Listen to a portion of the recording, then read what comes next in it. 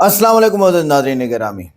आज की इस इंटरेस्टिंग वीडियो में अपना प्रतापगढ़ी साहब, इमरान प्रतापगढ़ी साहब इस जगह पे जो इंटरव्यू दे के राज खोलने वाले हैं। ये बहुत इंटरेस्टिंग होने वाली है वीडियो। और ये जो एंकर है ना, ये खातून, ओ भाई तौबा है तौबा है, ऐसे सवालात, शेरो शायरी और इनके ऊपर जो इल्ज़ामात हैं, फलां फलां फलां सारी चीज़ें आ गई हैं। वीडियो को लाइक करें, चैनल को सब्सक्राइब करें, वीडियो को व्हाट्सएप पे जरूर शेयर करें, कमेंट करके बताएं वीडियो कैसी लगी।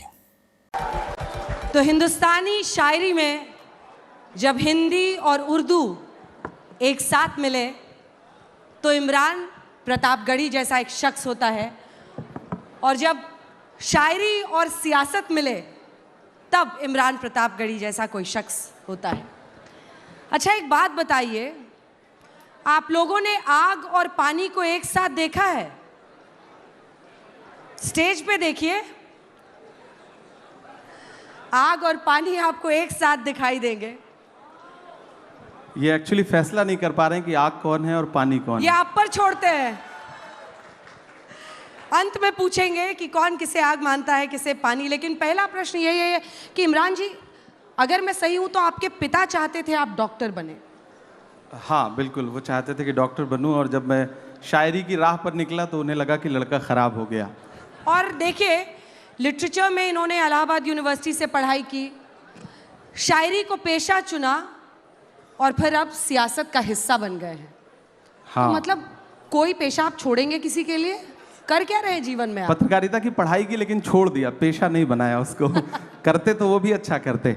हालांकि शायरी जब मैं कर रहा था तो सियासत को लेकर के शायरी हमेशा जो है वह एक अलग रुख रखती है और बहुत अच्छा नहीं मानती है। मैं तो जिन शायरों को सुन रहा था, बुद्धसेन शर्मा जी को, वो शेर लिख रहे थे कि दिए बुझाती आंधी को भड़काती है, दिए बुझाती शोलों को भड़काती है, आंधी को भी दुनियादारी आती है, यार सियासत की गलियों में मत जाना, नागन अपने बच्चों को खा जाती है। तो मैं तो ये शेर सुन रहा था, लेकिन फिर लगा कि जब एक ऐसा वक्त आया कि सब कुछ सियासत ही तय कर रही हो, कलम को भी सियासत ही तय कर रही हो कि कितना लिखना है, कितना बोलना है, जब पत्रकारों के नाम एक साथ जो है वो फ्रेम करके दुनिया के सामने रखे जा रहे हो कि कवर करने वाले लोगों के नाम ये हैं, उनका भी ज़ात, उनकी भी मजहब तय किया जा रहा हो, तो मुझे लगा कि नहीं, चलते हैं सियासत की दुनिया में, देखते हैं क्या कर सकते हैं। तो मुझे लगता है ठीक ही कर रहा हूँ यहाँ भी। तो अब शायर कितना बचा है और कितना सियासतदां हो गए हैं इमरान प्रतापगढ़ी? पूरा पूरा मैं कोशिश कर रहा हूँ कि शायर और सियासतदां कितना हो जाएं, उससे ज़्यादा ज़रूरी है कि मेरे अंदर का इंसान कितना बचा हुआ है, मैं उसको बचाने की पूरी कोशिश कर रहा हूँ। और संवेदना के स्तर पर मुझे लगता है कि मैं कभी तन्हाई में बैठता हूँ तो खुद से आंख मिलाता हूँ, तो मुझे लगता है कि यार ठीक है, अभी उतना ख़राब नहीं हुआ हूँ, और कोशिश करूँगा कि कभी उतना ख़राब ना हो, ये आवाम से भी वादा करता हूँ। जब तक शायर आईना में देखने के लायक रहे तब तक वो रहता है शायर, इसलिए आपके अंदर शायर तो जिंदा है। शायर समाज का आईना होता है। 33 रैलियां आपने की है महाराष्ट्र में। हाँ, 33 महाराष्ट्र में 33 प्रेस कॉन्फ्रेंसेस की, रोड शो किए, झारखंड में 11 रैलियां की। झारखंड 13, झारखंड 11 जी। और जाके बोलते कैसे हैं, कनेक्ट कैसे करते हैं लोगों से? मतलब एक शायर वहां खड़ा होता है या पॉलिटिशियन खड़ा होता है, कनेक्ट करना जनता से, ये हुनर क्या है?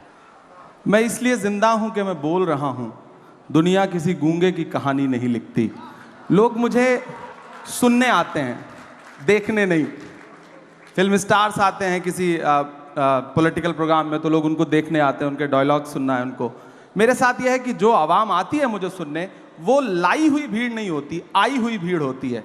तो मुझे कनेक्ट करने में कोई दिक्कत नहीं आती, मैं उससे बात करता हूँ और उसके मुद्दों पर बात करता हूँ, शायरी के लहजे में बात करता हूँ, तो उसे अच्छा लगता है, तो मुझे कोई दिक्कत नहीं आती कनेक्ट करने में, मुझे अच्छा लगता है। लहजा क्या होता है वो? शायराना। जैसे आप इनसे कनेक्ट करके दिखाइए, ये जो ऑडियंस है, कितने युवा हैं यहाँ पर जो अभी कॉलेज में पढ़ रहे हैं, और कितने लोग हैं जो शायर बनना चाहते हैं? बहुत कम। ये हाथ बढ़ने चाहिए, इस सेशन के अंत तक ये हाथ बढ़ने चाहिए। हाँ, बहुत कम तादाद है। इनसे कनेक्ट करने के लिए मुझे लगता है मुझे कुछ शायरी सुनाना चाहिए। मैं शायरी सुनाता हूँ। इंकलाब का नारा होगा, इंकलाब का नारा होगा, इंकलाब का नारा होगा, पहला नाम हमारा होगा। इंकलाब होगा, पहला नाम हमारा होगा। धरती के आंसू निकलेंगे, धरती के आंसू निकलेंगे, धरती के आंसू निकलेंगे, और समंदर खारा होगा, और समंदर खारा होगा। और आप आग और पानी का जिक्र कर रही थी तो इनके नाम एक शेर के दर्पण कितना प्यारा होगा, दर्पण कितना प्यारा होगा, दर्पण कितना प्यारा होगा, जिसमें अक्स तुम्हारा होगा, जिसमें अक्स तुम्हारा होगा। और इस दौर की जो सच्चाई है कि एक अकेला क्या कर लेता, एक अकेला क्या कर लेता, एक अकेला क्या कर लेता, भीड़ ने घेर के मारा होगा, पहला नाम हमारा होगा। और सियासत में होकर भी हुक्मरानों के नाम ये शेर कि जब तारीख लिखी जाएगी, जब इतिहास लिखा जाएगा, जब तारीख लिखी जाएगी, कैसा हश्र तुम्हारा होगा, इंकलाब का नारा होगा। क्या बात है। शुक्रिया। अब हमें समझ में आ गया कि चाहे आप आग हैं या पानी हैं, आप पानी या आग से कनेक्ट कैसे बना लेते हैं। शब्द आपकी जादूगरी की तरह हैं और आपने हमेशा इसका इस्तेमाल किया है। लेकिन मैंने आपकी बहुत शायरी पढ़ी, मुझे कई बार लगा कि इमरान के अंदर इतना दर्द क्यों है। इमरान के शब्दों में, उनकी लाइनों में दर्द बहुत झलकता है, इसकी वजह क्या है? एक्चुअली जिस दौर में मैं बड़ा हो रहा था, मैं हिंदी साहित्य का विद्यार्थी रहा इलाहाबाद विश्वविद्यालय में, जिस दौर में मैं बड़ा हो रहा था, समाज की घटनाएं मुझ पर प्रभाव डाल रही थी, उस समय सिस्टम एक अलग तरीके से व्यवहार कर रहा था। और ख़ासतौर से मैं जिस समाज से आता हूँ, उस समाज के दर्द को ज़्यादा जल्दी महसूस करता हूँ क्योंकि मैं उसके बीच में रहता हूँ। मैंने उस भेदभाव को, उस सिस्टम के जुल्म और सितम को करीब से देखा है। और शायर हूँ तो जाहिर सी बात है कि दर्द तो है दिल में। कोशिश करता हूँ, जुल्म के दौर की तारीख रकम करते हैं, इतना आसान नहीं ये काम जो हम करते हैं। काट देते हैं सदा हाथ हमारे जालिम, और हम फिर उन कटे हाथों को अलम करते हैं। तो हम कोशिश कर रहे थे कि उस दर्द को महसूस करें, और मीडिया जब उस दर्द को, उस जुल्म और सितम को अपना हिस्सा नहीं बना रही थी, तो मेरी कोशिश थी कि मेरे पास जो प्लेटफॉर्म है, उस प्लेटफॉर्म का इस्तेमाल उस जुल्म सितम का को गाने के लिए करूं। और मुझे लगता है कि मैं कामयाब रहा बहुत हद तक, और मैंने अपनी बात दुनिया के सामने रखी। मत समझना कि मैं गीत गाता रहा, मैं तो ज़ख्मों का मातम मनाता रहा। ये समझ करके जालिम पिघल जाएगा, मैं तरन्नुम में मातम मनाता रहा। तो मैं मातम मनाता था, लोग उसको सुनते थे, पसंद करते थे। क्या बात है। मैं जुल्म पर मातम मना रहा था, लोग सुनते गए, उसको पसंद कर। ये जुल्म हो किस पर रहा है? समाज में हाशिए पर मौजूद हर इंसान पर। वो हिंदू भी है, मुसलमान भी है, सिख भी है, ईसाई भी है, और सिस्टम कर रहा है, इसमें कोई दो राय नहीं, आज भी कर रहा है। और उससे एक बहुत लंबी लड़ाई लड़ने की ज़रूरत है। और सबसे बड़ी जिम्मेदारी है कलमकारों की। कलमकार जो है वो सत्ता का अस्थाई विपक्ष है। हमारी जिम्मेदारी है कि जब मैं शायर बन के बोलूं तो फिर हाकिम से आंख मिला के बात करनी है, वो कोई भी हो, वो हमारा अपना हाकिम क्यों ना हो, तब मैं उससे भी आंख मिला करके बात करके बोलूँगा। जब मैं 2010, 2011, 2012, 14 में शेर लिख रहा था, नज़में लिख रहा था, जो नज़्म मेरे इंट्रोडक्शन में उन्होंने सुनाई कि माँ हम भी तेरे बेटे हैं, वो मैंने 2011 में लिखी थी। मैंने मदरसे की नज़्म 2012 में लिखी। उसके बाद हालात जैसे जैसे बदलते गए, मैंने कोशिश की कि मैं अपने कलम के साथ इंसाफ करता रहूं। सिस्टम जुल्म करता है, इन दिनों थोड़ा बढ़ गया है, आप लोगों ने दिखाना कम कर दिया है, तो हमें और ज़ोर से बावाज़े बुलंद बोलना पड़ता है। बस इतनी सी बात है। लेकिन चूंकि आपने ये चर्चा छेड़ी है, तो आप क्या दोहरा जीवन जी रहे हैं? क्या इमरान को, खुद एक शायर को, एक पार्टी का गुलाम बनना पड़ा ताकि उनकी आवाज़ मैग्नीफाई हो? कई शायर ऐसे हैं जो आज भी ये मानते हैं कि हमें पार्टी और सियासत से कुछ नहीं लेना देना, और उनकी कलम में क्या कम ताकत है? पहले तो आपके सवाल में जो शब्द है, आप आज तक में नौकरी कर रही हैं तो आज तक की गुलाम थोड़े ही हैं। मैं एक पार्टी के साथ काम कर रहा हूं, हम किसी संस्थान के साथ काम करते हैं, संस्थान हमें सम्मान देता है, हम संस्थान की विचारधारा के साथ सहमत होते हैं, तब तक साथ चलते हैं। जिस दिन हमें लगेगा कि संस्थान हमारी विचारधारा से सहमत नहीं है, हमारी शर्तों को नहीं मान रहा है, उस दिन ये हो सकता है, मेरा अपना जो उसूल है कि मैं पार्टी तो नहीं बदलूंगा, राजनीति छोड़ दूंगा। हमारी अपनी एक दुनिया है। क्या राजनीति में आना जरूरी हो गया था इमरान? बिल्कुल जरूरी हो गया। बहुत सारे शायर ऐसे हैं जो मानते हैं कि अपनी कलम को आजाद रखना किसी भी एक पार्टी की विचारधारा से उनकी पूरी जिंदगी का लक्ष्य होता है। नहीं, देखिए, आप जिस दौर में जी रहे हैं, इस दौर में अगर आप ये कह रहे हैं कि आप तटस्थ हैं, तो आप सबसे बड़ी सियासत कर रहे हैं। ये कहना कि मेरा सियासत से कोई लेना देना नहीं है, ये सबसे बड़ी सियासत है। जो भी ये कह रहा है वो सबसे बड़ी सियासत कर रहा है। वो अपने आप को सबका रखना चाहता है, और मेरा अपना मानना है कि या तो इधर खड़े हो जाओ या तो उधर खड़े हो जाओ। आज का दौर ऐसा है कि आप सिर्फ जुल्म को बुरा मत कहो, जालिम को बुरा मत कहो, जो अच्छा है उसका साथ भी दो। हम सिर्फ फेसबुक पर, ट्विटर पर, इंस्टा पे पोस्ट कर देते हैं, ये मामला हुआ, ये बड़ा गलत हुआ। जिसके साथ गलत हुआ उसके साथ खड़ा कौन होगा? अगर सारे लोग एक सोशल मीडिया पे पोस्ट करके अपनी जिम्मेदारी से अलग हट जाएंगे, तो मुझे लगता है कि साथ देने वालों की कमी आ गई। पहले होता था, बड़े बड़े प्रोटेस्ट होते थे, आंदोलन होते थे, हुकूमतें झुकती थीं। अब क्या है कि हमने फेसबुक पे एक पोस्ट लिख दिया, ट्विटर पे एक ट्वीट कर दिया, हमें लगता है हमने अपनी जिम्मेदारी पूरी कर ली। नहीं, हमें सड़क पर भी उनका साथ देना है। और अगर मैं संसद में भी गया हूं, तो मैंने सबसे पहले यूनिवर्सिटी के बच्चों की फीस वृद्धि के खिलाफ संसद में जो पहली स्पीच की, मैंने वो वहां पे की। मैं वहां पर हिंदू मुसलमान बन के नहीं गया, मैं वहां एक युवा बन के गया हूं, और मैं लगातार जिस पर भी जुल्म हो रहा है उसके खिलाफ बोल रहा हूं। एक पुरानी आपकी शायरी है जो लोग बहुत वायरल कर रहे हैं, उसकी 2 लाइनें आपको सुनाकर आगे बढ़ेंगे अगले सवाल पे। ये एक शायर का दावा है, कभी भी रद्द नहीं होगा, तेरे कद के बराबर अब किसी का कद नहीं होगा। इलाहाबाद वालों मेरी बात याद रखना, तुम कई सदियों तक कोई अतीक अहमद नहीं होगा। बड़ा पुराना सवाल है और बड़ी पुरानी कविता है ये। मैं इलाहाबाद विश्वविद्यालय में पढ़ रहा था, फ्री स्टाइल, मतलब गांव से आया था।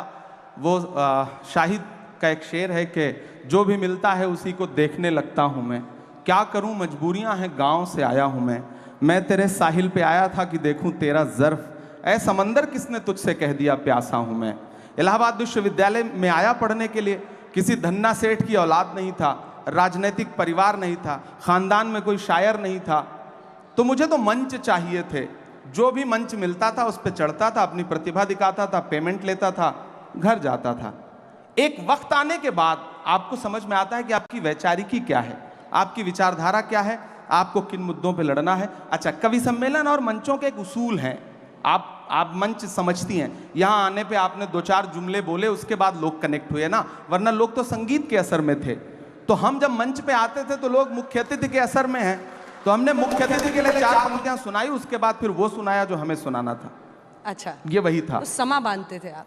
हाँ, इसको समा बांधना ही कह सकते हैं। भीड़ को अपने से जोड़ने के लिए आपको चला वो तीर जो बेहतर तेरी जबान में है, किसी की आंख में जादू तेरी जबान में है। तो हमारी आंख में तो जादू नहीं है, लेकिन जबान में जादू जगाने के लिए ये सारे तिकड़म अपनाने पड़ते थे। क्या बात है, आपने खुद ही कह दिया तिकड़म अपनाने पड़ते थे। सच्चाई भी शायद शायर की सबसे बड़ी ताकत होती है, अगर पूरी जिंदगी वो उसको किसी पार्टी में रहते हुए भी संभाल कर रख सके। मैं पूरी कोशिश करूंगा, ये आवाम से वादा है मेरा। क्या बात है। तो अब मुझे लगता है कि यही लोग जो आपके लिए तालियां बजा रहे हैं अब कुछ सुनना चाहते हैं। कितने लोग सुनना चाहते हैं? एकदम इमरान प्रतापगढ़ी अनसेंसर्ड, और भूल जाइए कि नेता हैं, भूल जाइए कि किस दरबार पे जाकर, मतलब किस पार्टी के साथ जाकर आपको काम करना पड़ता है। देखिए 1956 में, हाँ 1956 में संयुक्त राज्य अमेरिका के उस समय राष्ट्रपति नहीं बने थे यूएस के जॉन एफ कैनेडी। वो हार्वर्ड यूनिवर्सिटी में एक छात्रों से बातचीत कर रहे थे, तो उन्होंने एक बहुत अच्छी बात कही थी। उन्होंने कहा था कि अगर हर राजनेता को शायरी और कविता आने लगे, पोएट्री आने लगे, और हर राजनेता पोएट्री और शायरी करने लगे, तो ये दुनिया जिंदगी जीने के लिए और खूबसूरत हो सकती है। कितनों को सिखाया ये बताइए। अब असल बात ये है, राहुल जी को भी सिखा रहे हैं, नहीं सिखा रहे हैं? सबसे पहले तो मैं देश की पार्लियामेंट में पहुंचा हूं और पिछले 2 साल की पार्लियामेंट की तमाम जो स्पीचेस हैं उठा के देखिए, आपको लगेगा कि सारे लोग शायरी सुना रहे हैं। खरगे साहब शायरी सुना रहे हैं, धनखड़ साहब शायरी सुना रहे हैं। एक दिन तो धनखड़ साहब ने, यानी चेयरमैन साहब ने राज्यसभा के, फाइनेंस मिनिस्टर से कहा कि क्या इमरान प्रतापगढ़ी की शायरी पे टैक्स लग सकता है क्या? वो आप वो वीडियो उठा करके देखिएगा। तो आप कोई भी शेर सुनाता जिसको मैंने शेर ना भी लिख के दिया हो, तो चेयरमैन साहब को ये लगता है कि मैंने ही लिख के दिया होगा। तो एक शायराना सा माहौल बना है और मुझे लगता है कि ये अच्छी बात है, एक अच्छा माहौल बन रहा है। और ऐसा माहौल मुझे लगता है कि मोदी जी भी शायरी सुनाते हैं कभी कभी। सुषमा स्वराज जी थी तो बहुत अच्छे अच्छे अशार सुनाती थी। डॉक्टर मनमोहन सिंह साहब अच्छे अशार सुनाते थे। हाँ, लालू जी थे तो बहुत शानदार माहौल रहता था सदन का। अडवाणी जी ने भी कभी कभी शायरी सुनाई है। तो मुझे लग रहा है कि आने वाले दिनों में और कुछ लोग सुनाने लगेंगे। मैं तो कोशिश करूंगा कि राहुल जी भी सुनाने। अब अडवाणी जी का क्रेडिट मत लेने लगिएगा। हम किसी की क्रेडिट नहीं ले रहे हैं, उसकी क्रेडिट हम आपको दे रहे हैं। हम उनकी क्रेडिट नहीं लेंगे। हाँ, मैं आपका हुक्म है। मैं सुन नहीं पाए बेजुबानी को, आप समझे नहीं कहानी को। सुन नहीं पाए बेजुबानी को, आप समझे नहीं कहानी को। ये जो आतिश परस्त फिरका है, आप आग और पानी की बात कर रही थी। ये जो आतिश परस्त फिरका है, बद्दुआ दे रहा है पानी को। आप समझे नहीं कहानी को और ढूंढ लेती है। मैं दुबई के एक मुशायरे में था, तो वहाँ सारे आसपास पूरी एशिया के लोग सुनने आते हैं। उसमें पड़ोसी मुल्क के भी कुछ सामने बैठे हुए थे। तो मैंने कहा भाई, सरहद के इस पार का इमरान हो या सरहद के उस पार का। मैं एक शेर पढ़ रहा हूँ, आपको सच्चा लगेगा कि ढूंढ लेती है हथकड़ी एक दिन, ढूंढ लेती है हथकड़ी एक दिन, ढूंढ लेती है हथकड़ी एक दिन। खेल समझो ना हक बयानी को, आप समझे नहीं कहानी को। और मेरी नई नस्लों आपके नाम ये शेर कि आप चुपचाप जुल्म सहते हैं, आप चुपचाप जुल्म सहते हैं, आप चुपचाप जुल्म सहते हैं। क्या हुआ आपकी जवानी को, क्या हुआ आपकी जवानी को। बद्दुआ दे रहा है पानी को। जी, क्या बात है, तालियां बजाइए भाई, जबरदस्त। मतलब मुझे लगता है कि हर कोई एक उम्र में, और आपने युवाओं को खास तौर पर कहा, तो सबके अंदर बहुत आग जलती है, बहुत जोश रहता है धीरे धीरे, लेकिन वो समझता है कि व्यावहारिक तरीका क्या है जीने का। हर किसी को अपना अपना मिला हुआ है हक। अब मेरा प्रश्न आपसे ये है कि कई बार हम देखते हैं कि सोशल मीडिया हो, कई बार आपके पीछे भी पड़ते हैं, मतलब एक अलग ब्लड हंटिंग वहाँ होती है। क्या एक ऐसी परिस्थिति बन सकती है जिसमें हर तरह की विचारधारा का सम्मान हो? मैं मानती हूँ कि कई लोग सोशल मीडिया पर सिर्फ इसलिए अब आते हैं क्योंकि उनको ब्लड हंटिंग किसी की करनी होती है, मतलब हम कहते हैं कि सड़क पे लिंचिंग ना हो, लेकिन सोशल मीडिया पर एक अलग किस्म की लिंचिंग होती है लोगों की, और सिर्फ उनकी विचारधारा की वजह से। बीच का रास्ता क्या हो सकता है एक शायर की देखिए, नज़र सबसे से? पहली बात तो मैं अपनी नई नस्लों से एक बात कहूंगा, सोशल मीडिया आपकी बात पहुंचाने का एक जरिया भर है, बहस का प्लेटफॉर्म नहीं है। वहां बहस मत करिए। आपको ट्वीट करना है, आपको फेसबुक पे कुछ लिखना है, इंस्टा पे कुछ लिखना है, लिख दीजिए, डाल दीजिए, अपनी बात पहुंचा दीजिए, उस पर रिप्लाई करने मत जाइए, कमेंट पढ़ने की जबरदस्ती कोशिश मत करिए, और पढ़िए भी तो किसी को रिप्लाई मत करिए। आप रिप्लाई करेंगे और आप सोचेंगे कि सामने वाला आपसे सहमत हो जाए, तो वो तो ऑलरेडी उसका तो काम है ना, वो एक पूरी पेड टीम बैठी है। तो ऐसे में उससे बहस मत करिए, लड़िए मत, अपनी बात रख दीजिए, तो शायद बचे रहेंगे। वरना हम सबको झेलना पड़ता है, और बहुत सारे लोगों पे इसका बहुत बुरा असर पड़ता है। हम लोग तो ऐसी दुनिया से आए हैं गांव में कि अगर आपके खिलाफ आपके अच्छे अच्छे जो पोस्ट हैं उस पर जो कमेंट आते हैं उसको अगर मतलब माँ और पिताजी पढ़ लें तो शायद आपका सोशल मीडिया छुड़वा दें कि बंद करो ये सब, ये क्या तमाशा है। लेकिन आपको जीना भी है, मीडिया तो आपको दिखाएगा नहीं, तो सोशल मीडिया का सहारा भी लेना है। तो नाजरीन गिरामी, यहाँ पर कुछ बातें इमरान प्रतापगढ़ी साहब के बारे में मैं कहूँगा। पहला कारनामा इनकी सियासत में आने की वजह से क्या हुआ, जिससे हिंदू मुस्लिम सिख ईसाई सबको फ़ायदा हुआ, वो था CAA के ख़िलाफ़ आवाज़ बुलंद करना। और इमरान प्रतापगढ़ी ने CAA के ख़िलाफ़ अपनी शायरी और तकारीर के ज़रिए मुसलमानों की नुमाइंदगी की और उन्हें इनकी आइनी हुकूक दिलाने की कोशिश की। ये इक़दाम मुसलमानों में इत्तेहाद पैदा करने और इन्हें पुरअमन तरीके से एहतजाज करने के लिए मुतहर्रिक करने में मददगार साबित हुआ है। देखें, कहीं भी आप मज़लूम हो ना, तो आप वापस पलट के उसी तरह का वार नहीं कर सकते हैं, क्योंकि आप मज़लूम हैं, आप छोटे हैं, आपके बस में नहीं है। आपको वहाँ प्यार मोहब्बत से काम करना होता है, और ये बड़ी अक्लमंदी होती है उस मौके पे संभल जाना। इमरान प्रतापगढ़ी साहब का अगला कारनामा ये है कि उर्दू मुशायरों और अरबी महाफिल के ज़रिए उर्दू ज़बान को ज़िंदा रखने और उसकी अहमियत को उजागर करने में किरदार अदा किया। फ़ायदा, उर्दू ज़बान बोलने वाले मुसलमानों की शनाख्त को बरकरार रखने में मदद मिली है, क्योंकि उर्दू ही ज़बान है इंडिया की। हिंदी बाद में नाम रखा गया है, और ये पार्टीशन के बाद हुआ। और जिस टाइम नया नया सोशल मीडिया था और महात्मा गांधी के भी वीडियोस जब है, तो वो उर्दू में ही लिखे जाते थे या इंग्लिश में लिखे जाते थे, हिंदी का नाम निशान था तो अब यानी एक दायरे में महदूद था। बाद में जब हुकूमत आई तो साफ ज़रे इन्होंने, तो अब उर्दू को ख़त्म करने की कोशिश की जा रही है। नंबर 3, इमरान ने अपनी शायरी के ज़रिए हिंदू मुस्लिम इत्तेहाद का पैगाम दिया, जिससे फ़िरका वाराना कशीदगी कम करने में मदद मिली। और इमरान ने अपनी तकारीर और सोशल मीडिया पर मुहिम्मात के ज़रिए मुसलमानों को तालीम की अहमियत से आगाह किया। मुसलमान आगे आप तालीम हासिल करें।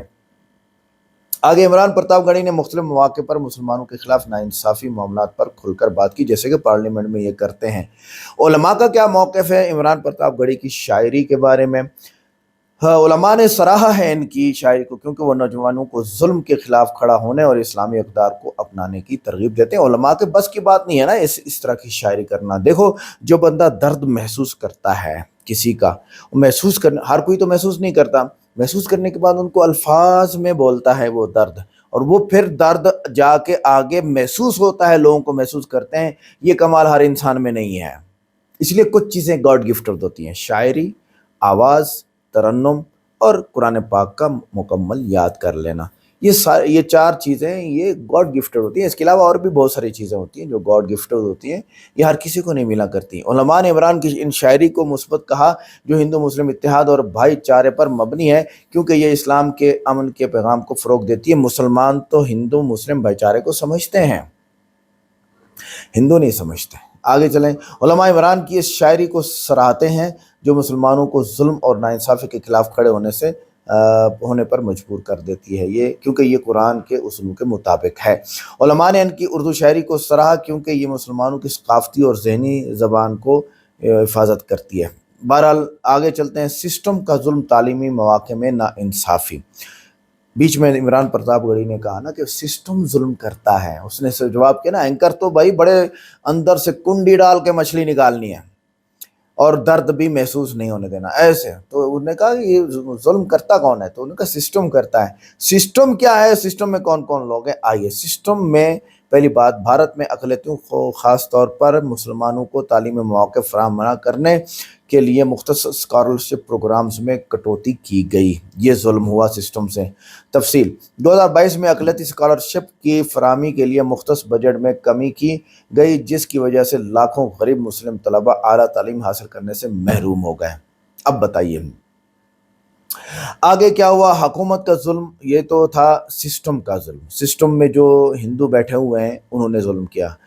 हुकूमत ने क्या जुल्म किया। CAA के कानून के 2019 में CAA के नफाज के ज़रिए मुसलमानों को निशाना बनाया गया कि तुम यहाँ पर हो ही नहीं, इनको निकालो। मतलब ऐसा कुछ होने जा रहा था जो नामुमकिन था, उसको मुमकिन बनाने वाले थे।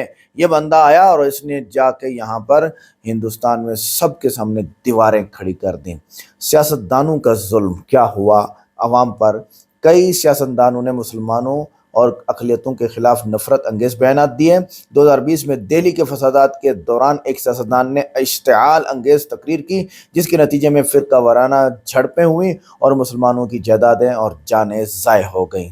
आइए अब बताते हैं फ़ौज का जुल्म। सिस्टम में कई चीज़ें हैं, सियासत, जागीरदार,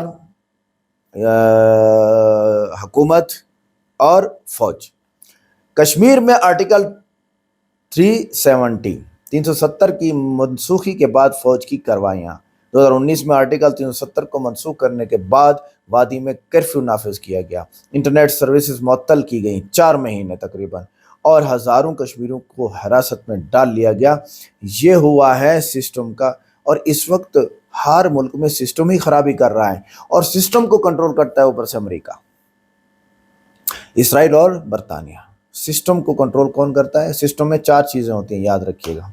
आगे पुलिस का जुल्म, मुजाहिरों पर सख्ती, किसानों के एहतजाज के दौरान पुलिस की ज़्यादतियाँ। अब बताइए सिस्टम क्या करता है अवाम के साथ।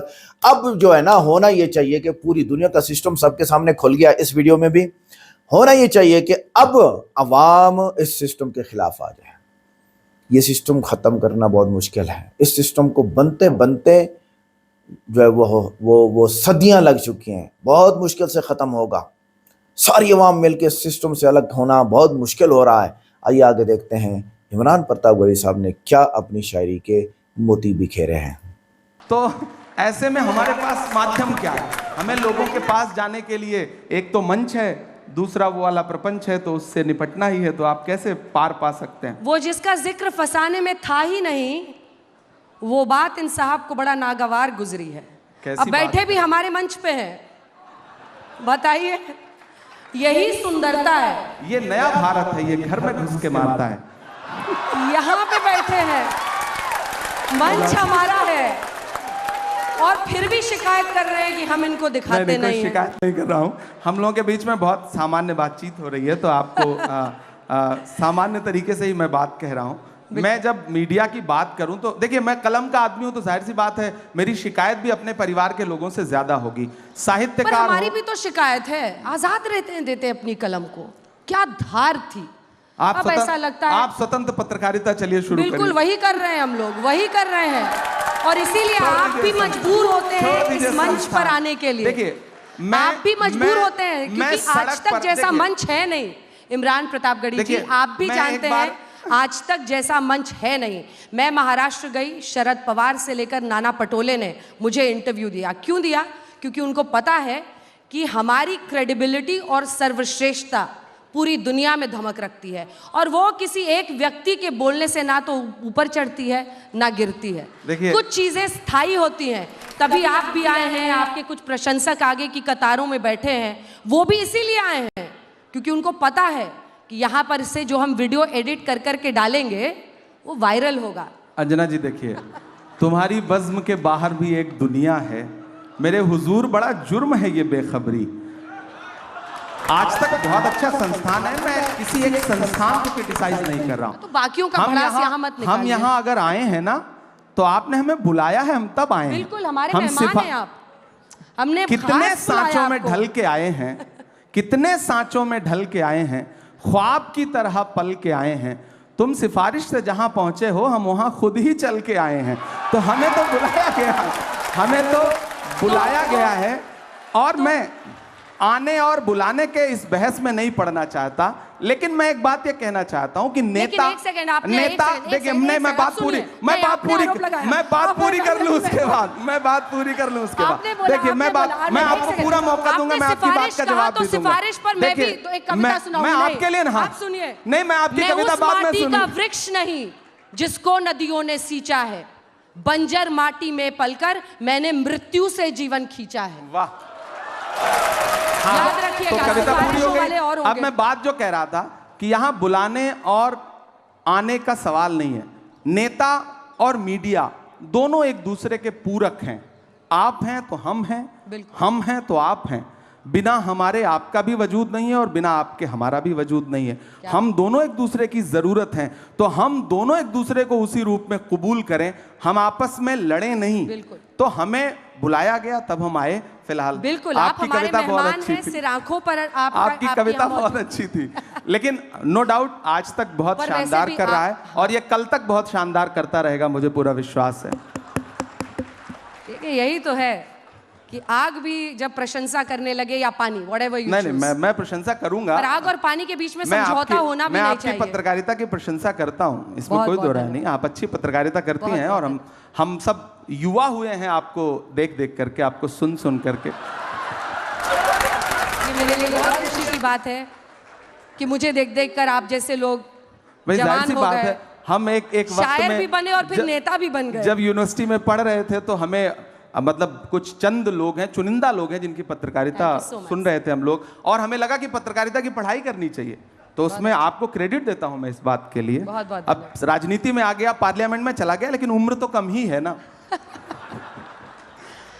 वजन बढ़ गया, राजनीतिक वजन कह रही हूं मैं।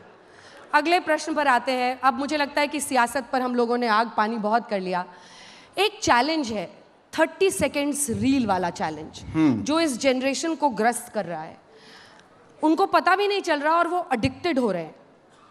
वॉशरूम जाते हैं तो, स्कूल जब जा रहे होते हैं तो, क्लास में तो शायद मोबाइल ले लिया जाता है, फिर घर पहुंचते पहुंचते वो चैलेंज आप जैसे शायर कैसे उसको काउंटर करेंगे, और एआई का चैलेंज, दोनों पर आपकी राय क्या है? देखिए मैं गांव से आया था, मुझे तो एक टाइम था कि जब ऑर्कुट का ज़माना था, उस ज़माने से सोशल मीडिया, मैंने कहा ना, अखबार में एक आपका नाम छप जाता था किसी कवि सम्मेलन मुशायरे की रिपोर्ट में, तो लगता था कि हमने दुनिया जीत ली।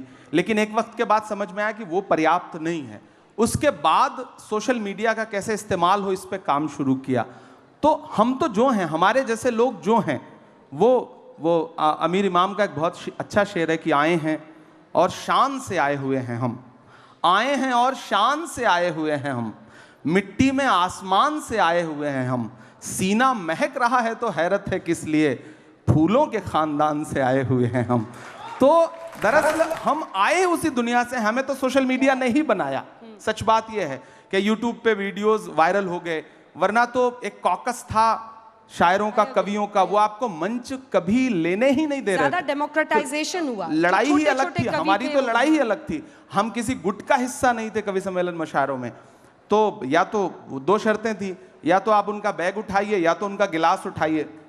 हम दोनों से बचे हुए थे, तो उस बचत की वजह से सब दुश्मन थे। लेकिन ये तो भला हो सोशल मीडिया का कि आवाम तक पहुंची। फिर आयोजक पे इतना दबाव रहता था कि भाई इमरान प्रतापगढ़ी को बुलाओ, एक नया सा लड़का आया है, वो अच्छा पढ़ता है। तो उस दबाव की वजह से हम यहां तक पहुंचे, मैं तो मानता हूं। तो सोशल मीडिया का वो दबाव है, उसे प्यार से हैंडल करिए, उस पर अच्छी अच्छी चीजें लिखिए। 30 सेकंड, अब हमें तो पार्लियामेंट में 0 आवर 3 मिनट में बोलना पड़ता है, लंबा सा भाषण है 3 मिनट में पूरा करना है। तो अभी तो पार्टी की तरफ से, मैं तो बहुत युवा हूं, तो हमारे तमाम सीनियर्स राज्यसभा में है, तो टाइम ही नहीं मिलता पार्टी वाला। तो अब आपको अपनी प्रेजेंस भी दिखानी है, तो 3 मिनट में अपनी बात कैसे रखें, तो वो बिल्कुल 30 सेकंड वाला ही मामला है, वहां के लिए 3 मिनट।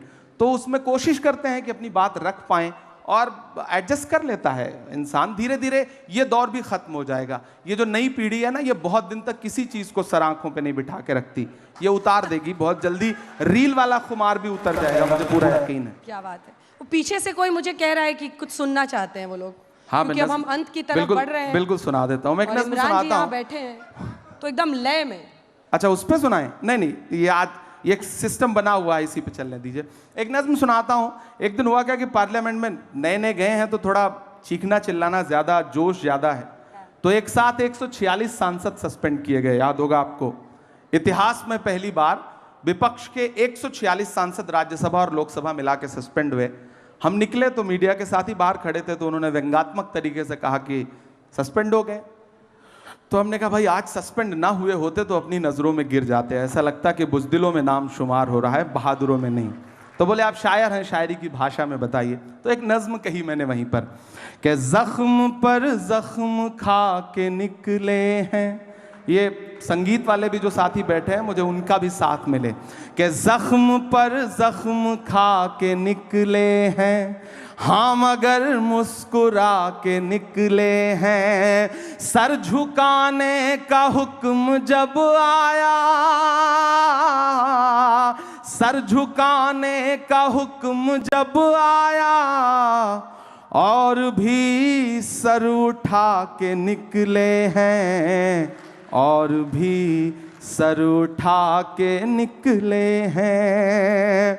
और सस्पेंड होके आए थे तो गुस्सा था, तब ये शेर पढ़ा कि हर सितम का जवाब आएगा, देखना इंकलाब आएगा। कल आ ही गया ना कि हर सितम का जवाब आएगा, देखना इंकलाब आएगा।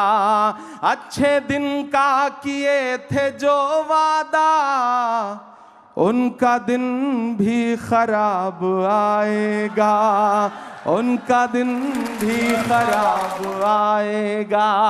हम तो निकले हैं मुस्कुराते हुए, हम तो निकले हैं मुस्कुराते हुए, और वो तिल मिला के निकले हैं, और भी सर उठा के निकले हैं।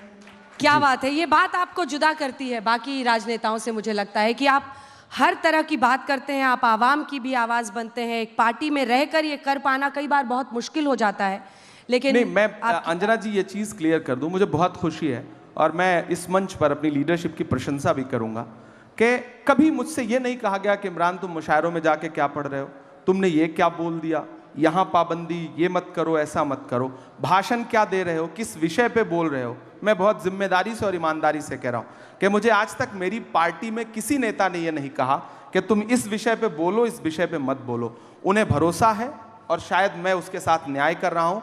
मैं कवि सम्मेलन मुशायरों में जाता हूँ, सारे विषयों पे कविताएं पढ़ता हूँ और मुझे कभी नहीं रोका जाता। हाँ, जब मैं राजनीतिक मंचों पे खड़ा होता हूँ तो राजनीतिक लहजे में बात करता हूँ। वहाँ मैं शेर पढ़ता हूँ कि खौफ नहीं जिसे मुरझाने का, मैं उस गुल के साथ खड़ा हूँ, कैसा भी दौर आए लेकिन मैं राहुल के साथ खड़ा हूँ। कल भी खुल के साथ खड़ा था, आज भी खुल के साथ खड़ा हूँ, कैसा भी दौर आए लेकिन मैं राहुल के साथ खड़ा हूँ। तो मैं वहां अपनी बात रखता हूं, लेकिन बाकी जगह पे मुझे स्वतंत्रता है। इतनी तारीफ मैं कांग्रेस पार्टी की इसलिए करूंगा अपने, मैं वहां उनका सांसद होने के नाते, कि मुझे कहते हैं कि आप कवि सम्मेलनों में जाया करो, आप अपना बेस जो है, जो अपनी पुरानी आपकी दुनिया है, उस दुनिया को छोड़ो मत, राजनीति में आकर के पूरी तरह से राजनीति के मत हो जाओ। मुझे ये चीज, मतलब ये राहुल जी ने मुझसे कही है, मैं इस मंच पे ये मतलब बता रहा हूं, तो मुझे ये चीज अच्छी लगती है। वो इतनी स्वतंत्रता वहां पर है कि आप लिख पढ़ सकते हैं, बाकी जगहों पे मुश्किल है।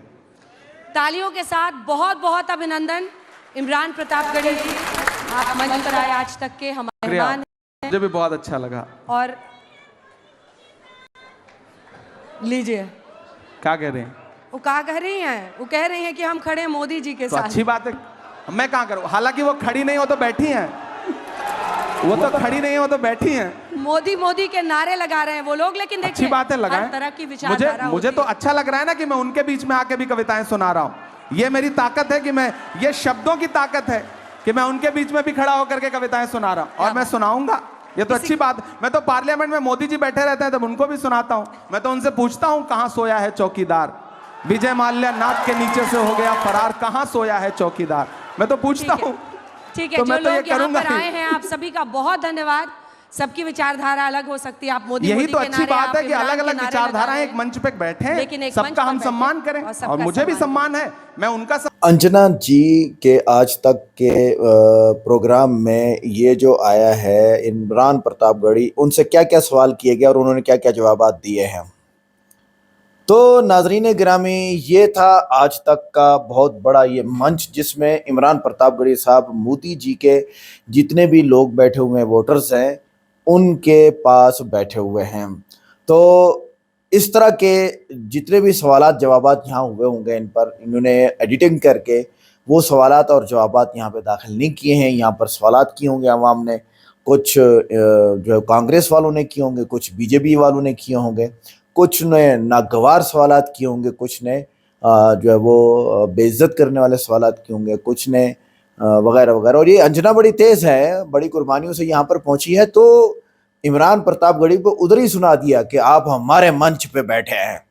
तो उसने भी कह दिया कि भी हम हैं तो फिर आप हैं ना। तो वो भी कह दिया। पहले तो उन्होंने बहुत ज़ोर से कहा आपने बुलाया तो हम आए हैं, हम क्यों आते हैं। और उन्होंने कहा कि हम शेर व शायरी के उसमें या गिलास उठाए या बैग उठाए बड़े शायर का, फिर जाके आपको शेर व शायरी सिखाई जाती है। ये वोकेबलरी का कमाल होता है जो दिमाग में याद होती है, और फिर जो लफ्ज़ पहले शेर के आखिर में है, दूसरे शेर के आखिर में उसी तरह का लफ्ज़ ले आना जिससे शेर व शायरी जचे। लेकिन असल बात है, शेर व शायरी हम तो अल्हम्दुलिल्लाह पढ़ते पढ़ाते हैं, अदब का एक बहुत बड़ा हिस्सा है शेर व शायरी। और शेर व शायरी के अंदर इसको हम पोयम कहेंगे इंग्लिश में, या हम इसको जो भी कह लें, इसके अंदर तमाम उलूम को समाना पड़ता है। आपकी डिक्शनरीज़ आती हैं, वोकेबलरीज़ आती हैं, आपकी फसाहत जिसे हम कहते हैं वो आती है, ऑब्जेक्ट कहाँ लाना है, सब्जेक्ट कहाँ लाना है, और जो है वो पैसिव एडवाइस, पता नहीं क्या, पैसिव वॉइस और फला फला फला कितनी चीज़ें आती हैं। लेकिन वो सारी चीज़ों को आप ला के लगा देते हैं एक 4 मिसरे बनाने पर। ठीक है, ये होता है इल्म का सबसे पीक टाइम। जैसे कुरान पाक है, कुरान पाक को अल्लाह ताला ने शेर व शायरी के अंदाज में उतारा है। हमारी जो इस्लामिक बुक है कुरान पाक, इसके अंदर 16 उलूम फिट किए जाते हैं कि इन 16 उलूम के बगैर कुरान पाक को आप समझ नहीं सकते। ग्रामर में 2 चीज़ें होती हैं, सर्फ नहव, लॉजिक, फ़लसफ़ा, फ़िलासफ़ी जिसे कहते हैं। अच्छा, इसमें उसूल हदीस, उसूल तफसीर, कुरान की वोकेबलरीज़ या हिस्ट्री, और इसके साथ साथ आपको जो है वो हदीस का इल्म और उसूल हदीस का, उसूल फ़िक़्ह का मसाइल का 16 उलूम फिट किए जाते हैं, जब जाके हम कुरान पाक को समझते हैं, क्योंकि वो शेरी के अंदाज़ में अल्हम्दुलिल्लाह रब्बिल आलमीन अर्रहमानिर रहीम मालिकी यौमिद्दीन, पूरे 7 के 7 आयतें सूरह फातिहा की आखिर में नून है। हम बड़े हैरान होते जब पढ़ते हैं, यार अल्लाह का कलाम होने का यही सबूत बड़ा है। इसलिए अल्लाह ताला ने कुरान पाक में फरमाया इस तरह की एक सूरत तो लेके आओ। आपको मैं छोटी सी सूरत सुनाता हूँ, सूरह इखलास। कुल हुवल्लाहु अहद, दाल है आखिर में, डी।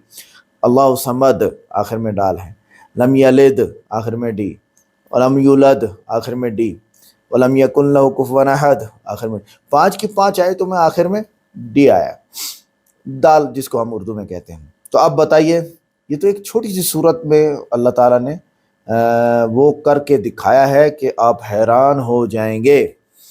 तो जब हम ग्रामर मुकम्मल पढ़ के आके कुरान पाक को देखते हैं, तो वो अंदाज जो है उसमें सारे उलूम। तो यहाँ पर कहने का मकसद मेरा ये है कि इमरान प्रतापगढ़ी के सारी ज़िंदगी के उलूम वो एक 4 मिसरों में उनको हाजिर कर देना, ये दिमाग की तेज़ी, क्वांटम कंप्यूटिंग समझ लें आप, और एआई समझ लें आप। और एआई की जुर्रत नहीं है कि वो शेर बताए। इस वक्त तक तो वो अभी पसपा है। ट्रेनिंग चल रही है एआई की ट्रेनिंग बड़ी मुश्किल ट्रेनिंग होती है। लेकिन आप उसे कहेंगे जी ये नसर है, ये कहानी है, इसको शेर व शायरी में बदल दो, तो फिलहाल मैंने इसका तजुर्बा नहीं किया, लेकिन मुझे नहीं लगता कि वो कर पाए, क्योंकि वहाँ पर इंसानी जज्बात काम करते हैं शेर व शायरी में, जो एआई के पास नहीं है। जो जाए कि हम एआई को चैलेंज नहीं कर सकते, कल वो कुछ भी कर सकता है। वीडियो कैसी लगी? वीडियो को लाइक करें, चैनल को सब्सक्राइब करें, वीडियो को व्हाट्सएप पे जरूर शेयर करें, कमेंट करके बताएं वीडियो कैसी लगी। मिलते हैं नेक्स्ट वीडियो में। अस्सलाम वालेकुम।